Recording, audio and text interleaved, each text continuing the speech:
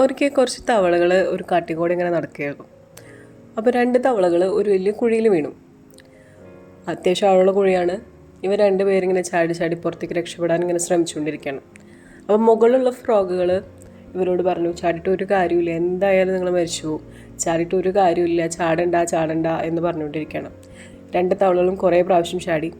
കുറച്ച് കഴിഞ്ഞപ്പോൾ ഒരെണ്ണം ഇത് മനസ്സിലേക്ക് എടുത്തു, ഈ കമൻസ്.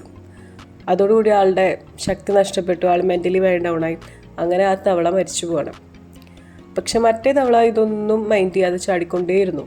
കുറേ ചാടിക്കഴിഞ്ഞ് ആൾ പുറത്തെത്തി. അപ്പോൾ ബാക്കി തവളകൾ ചോദിച്ചു, ഞങ്ങൾ നിൻ്റെ അടുത്ത് ചാടല്ലേ എന്ന് പറഞ്ഞിട്ട് നീ എന്തുകൊണ്ടാണ് ഇത്രയും ശക്തിയിട്ട് ചാടാൻ പറ്റിയത്? അപ്പോൾ ഈ തവള പറഞ്ഞു, എനിക്ക് കേൾവിക്ക് കുറച്ച് കുറവുണ്ട്, ഞാൻ വിചാരിച്ചു നിങ്ങൾ എന്നെ എൻകറേജ് ചെയ്യുകയാണെന്ന്. അപ്പോൾ ആ ഒരു ശക്തിയിലാണ് ഞാൻ ചാടിയതെന്നുള്ളത്.